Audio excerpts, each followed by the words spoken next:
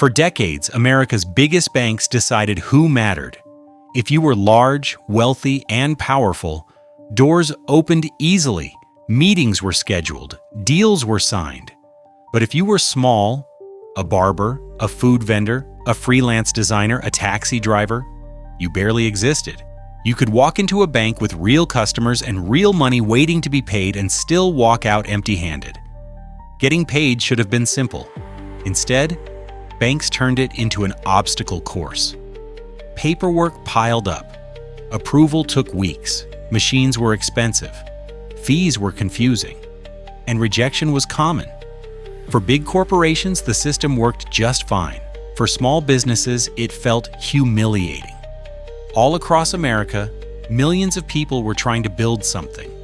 Coffee shop owners opening before sunrise, artists selling their work at weekend markets, food truck operators moving from street to street.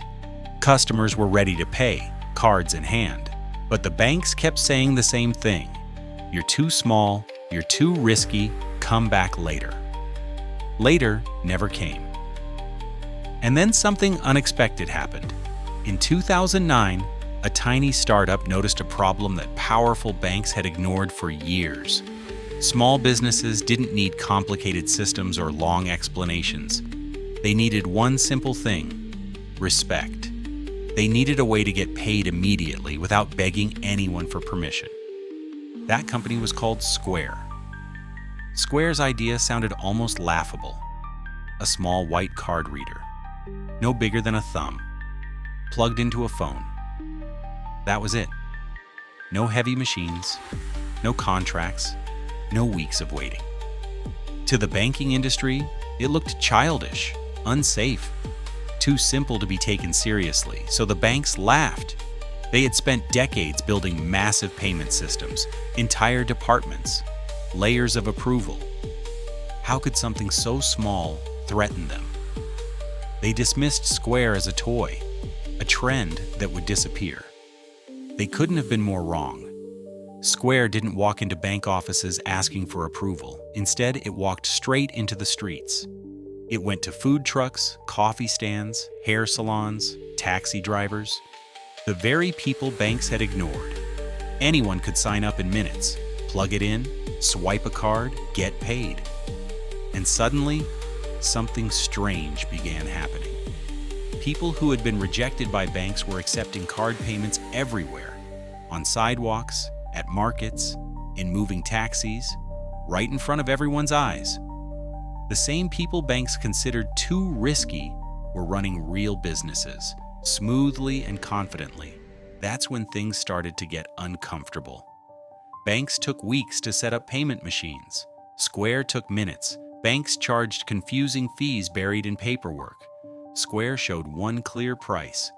Banks felt cold, distant, outdated. Square felt human. Customers began asking banks questions they didn't want to answer. Why can this small company do what you can't? There was no good response. By the time banks realized what was happening, Square was everywhere. Millions of users, massive trust, a brand people loved. The very people banks ignored had become Square's strongest supporters. The banks panicked. They rushed to copy Square's technology. They launched their own simplified products. They tried to look modern, but something was missing. The technology was easy to copy. The mindset was not. Square didn't win because it was smarter. It won because it cared. And that was the real humiliation. Square didn't just take customers from banks, it exposed them. It showed the world that banks weren't slow because regulation forced them to be.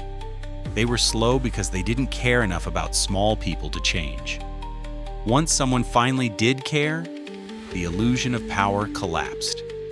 This story isn't really about card readers or payment apps. It's about arrogance. It's about what happens when powerful institutions believe they are untouchable. Banks assumed size would protect them. Square proved that ignoring people is the fastest way to become irrelevant. Because sometimes, the company that embarrasses giants is the one they never bothered to notice. And by the time they do, it's already too late.